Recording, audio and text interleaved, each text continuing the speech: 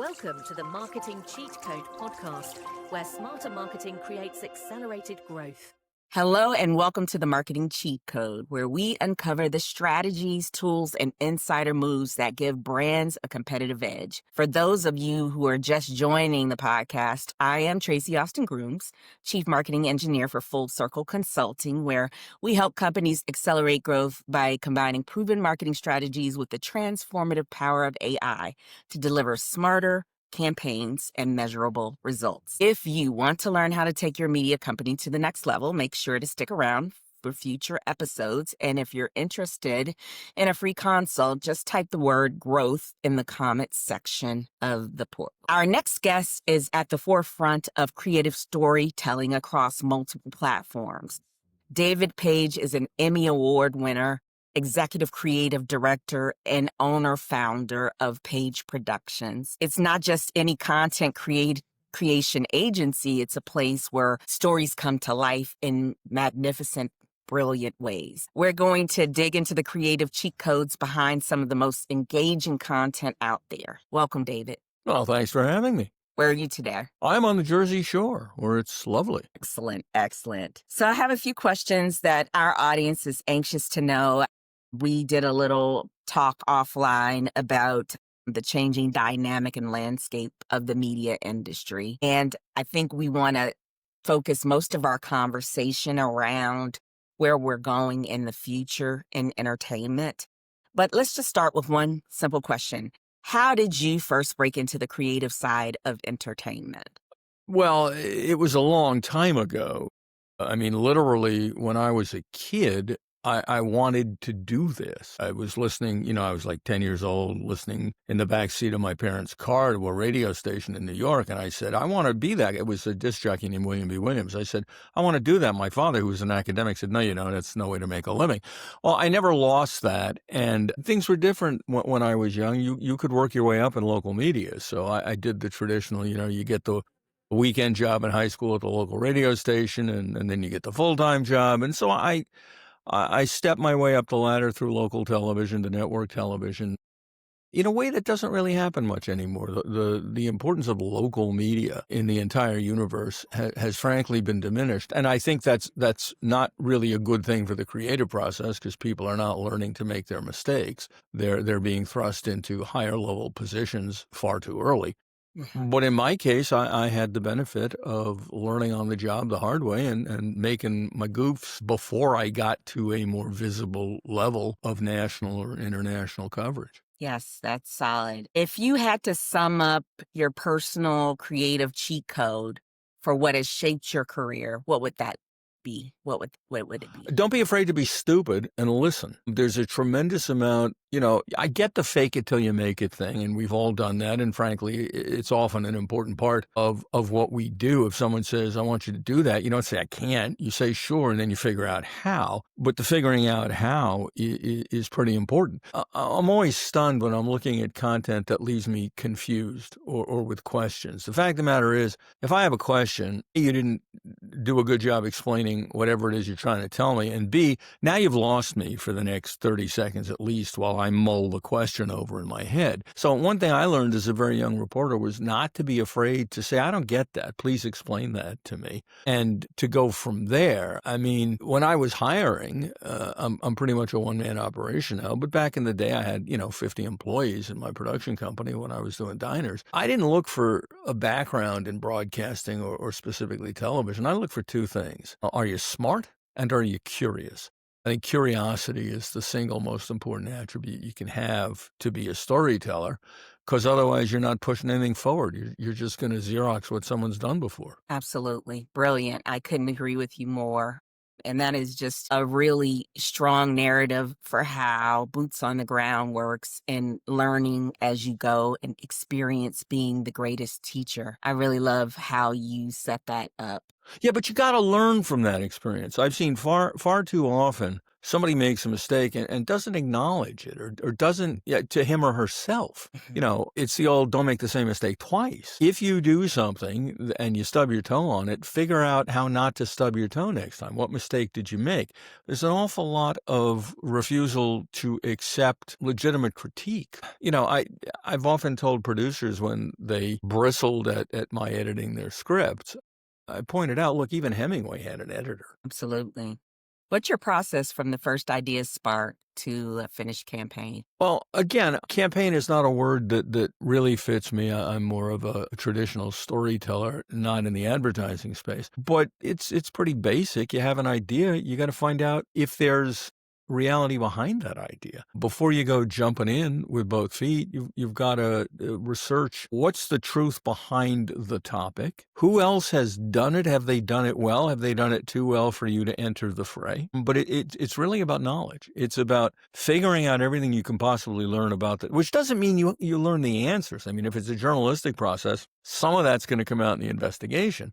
But you got to start by being realistic about what the facts are behind what you're presupposing. Yes, absolutely. How do you balance the art of storytelling with the science of the audience data? Well, look, I'm a Luddite, which is that when I'm telling the story to a great extent, I trust my gut.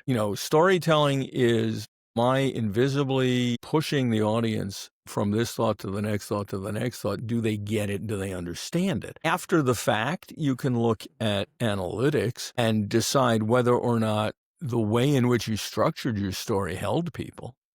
And you can learn some things from that. Did you take too long for the modern short attention span audience to get to the good stuff? Or are you pitching a story and an audience that wants to unwind and wait for things to unfold? The easy answer to split the difference to both of those is, well, put a hot tease at the front and get them all excited, and then they'll wait for you to work your way back up. I'm not sure that anyone waits for anything these days. I think pretty much every second of what you're doing has to be compelling. In my case, I do a podcast. Most of my attention's on a podcast called Culinary Characters Unlocked these days, in which I'm talking to chefs and restaurateurs. And that boils down to a booking question. Either these are interesting people to talk to or they're not. If you're at a cocktail party with these people, are you going to leave the conversation and go look for somebody else at the bar? If the conversation is not entertaining, then the audience ain't gonna hang with you. And again, you can look at that after the fact in terms of minute by minute analytics. Part of the art of being a good storyteller is having a gut for whether or not the story you're unspooling is compelling. Absolutely. And really think it's important to talk about how you've struck the balance. Like you're very much in a test and learn space. So you believe in taking risks with the creative and then looking at the data, the audience. Yeah, but data. I'm not sure I would call that a risk. I mean, I've been doing this for a very long time. Mhm. If I don't have a trust at this point that I know how to tell a story, and look, that's been validated. I created Diners, Drive-Ins, and Dives, the format I employed 8 million years ago. To the best of my knowledge, is still the one they use. I don't watch the show these days. But at the risk of sounding remarkably full of myself, I think I've proven that my gut knows, for the most part, how to tell a story. I'm not going to question that. It's like the old joke, how do you destroy a golf game? Well, ask the golfer if he breathes before or after he putts. He'll never sink a putt again. I think it's one thing to be open to the need to change. It's one thing to be open to questions about how you're doing something, but it's also, I think, essential that if you know what you're doing, that you have confidence that you know what you're doing. So we're seeing AI take a lot of the guesswork out of creative testing, helping to refine concepts before they hit the market. What is your connection point, and how? I don't want AI near me. What I see with AI, and I'll give you that I'm sure AI can help analyze data. That's fine. I mean, I pay an agency to analyze data because I'd rather talk to humans who Right. understand me, and I just find it far more useful and a reasonable way to spend my money. But I don't want AI in the creative process. I mean, I look at these marketing pitches for, AI will edit for you. It'll take the pauses out. Well, how do you know whether that's a pregnant pause, a useful pause, how long it should go away for? You can't teach the innate soul of creativity. You can't teach AI how to edit the way Thelma Schoonmaker and Martin Scorsese edit when they're trying to decide how long the pause should be in Goodfellas after Tommy has threatened in the "what do you think I'm funny" scene. After the pause, they tried it at 4 seconds, 5 seconds, 6, 7, 8. They went like somewhere between 4 and 11 seconds before it felt right to them. I don't accept that AI is gonna know what felt right. But again, I'm old. Yeah. Well, we all have, I like to say, seasoned, a little Yeah. seasoning. What's the toughest challenge in respect to that? What's the toughest challenge for creative teams in today's technologically advanced world? Well, I'm not sure I'd separate tech from it. I think the biggest challenge is figuring out where the audience is. They're canceling Colbert because there's a limitation to his linear audience. Well, are all of those executives completely blind to the replay factor on YouTube? No, they're not. There's an excuse to cancel Colbert, and it's political. But the fact of the matter is, I think you need to be aware of what the current form of story consumption is. I got into podcasting because, in my view, it is the current most effective, most listener receptive way to tell a story. I went from radio to television for the same reason years ago. It's, where's the audience? That's the question.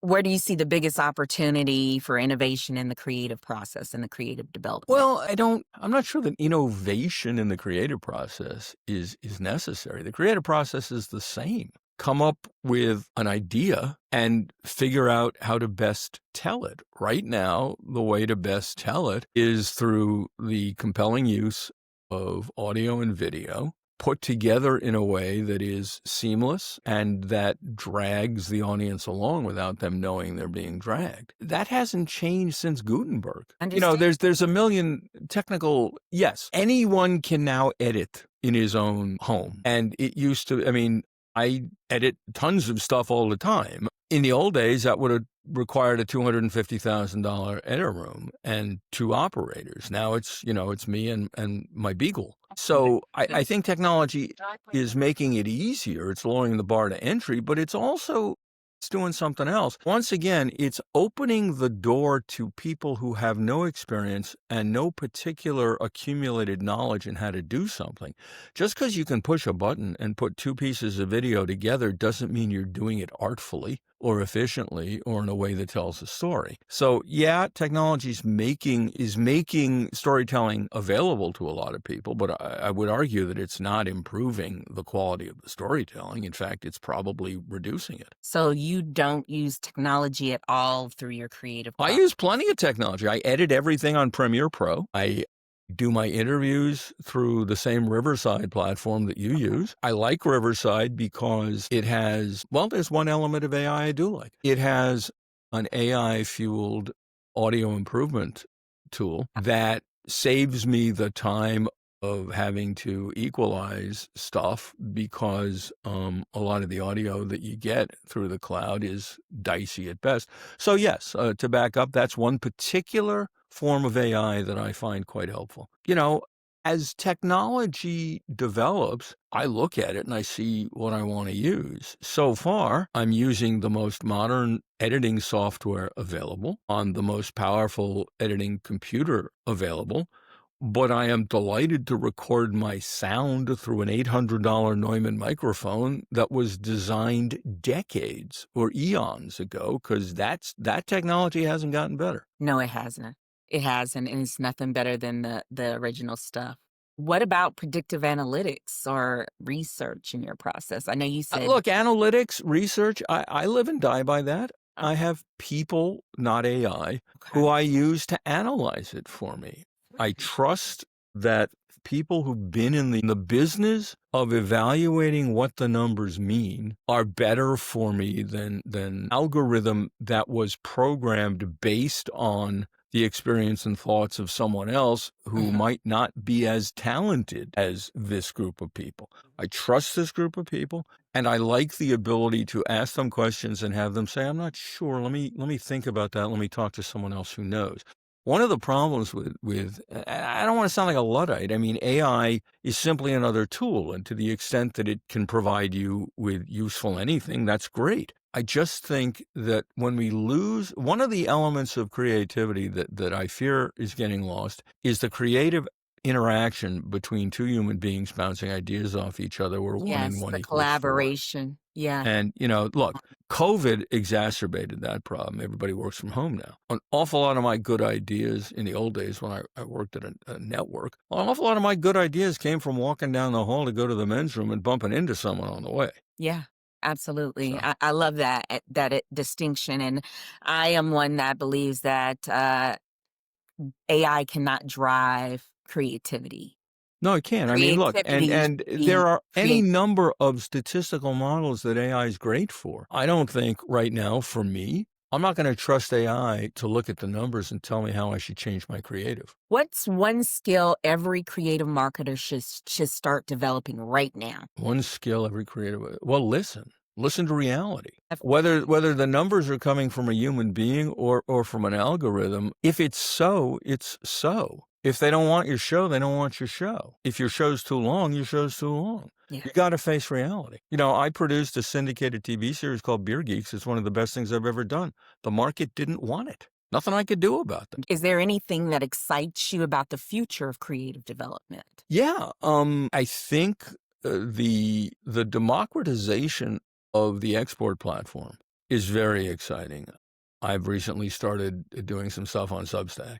The ability to have your own channel, and you can do that on YouTube, obviously, gives you an opportunity to become a brand that you didn't have before. On the other hand, it really puts the responsibility on you to work that brand. Agreed. I think the fusion of human creativity is going to, with touch points of AI in terms of tweaking or making things easier and more agile and quicker, is the right balance. Look, there's all sorts of stuff on a purely basic level. When I finish interviewing someone and I take that audio file and I throw it into TurboScribe and, 90 seconds later I get an AI-generated transcript, that's a wonderful tool. I Yeah. don't trust that transcript. If I'm going to quote somebody out of it, I go back and listen to the actual recording because there's an awful lot of words that don't make it past the AI filter. But in terms of a usable time-saving tool, AI transcription is a wonderful tool. I'm not sure AI transcription is going to change the world, but it's a tool. What I take from what you've said today is that we should just be mindful of keeping our foot on the creative pedal as the driver. Yes. And using our tech stack just to enhance what we've. Yes. And understand, it's what Reagan said to Gorbachev, trust but verify. I use AI in Google to get a sense of a topic, but I don't trust it. I don't believe it because the error rate in AI's synthesis of news stories and other reports is shockingly high. But it's still a useful place for me to start and then go looking for primary sources myself. I find that helpful. David, this has been incredible. Where can listeners find more about your work at Page Productions or any new projects coming up you would like to share? Well, here's where you should go first. Go to culinarycharactersunlocked.com. That'll tell you all about me. And hopefully it'll get you interested in the podcast. My personal website is actually being redeveloped at the moment. It'll be back online shortly at pageprod.com. But go to culinarycharactersunlocked.com. And also, if you'd like, go to Amazon and buy my book, Food Americana. Excellent. For our listeners, I think today's takeaway is clear. Creativity is as much about process and collaboration as it is about the spark of an idea. And when you balance vision and creativity with tiny bits of insight, that's when the real magic happens. Absolutely. Thank you for sharing your time and your wisdom. I know our audience will be thinking about this one long after we hit stop. And to everyone tuning in for or spending their day with us. Keep finding those cheat codes in your work, keep experimenting, and keep telling stories that matter. We'll see you next time. Tracey, thanks for having me. Thank you for tuning in to the Marketing Cheat Code podcast, where smart marketers unlock their next big win. Don't forget to like, subscribe, and share your favorite cheat code.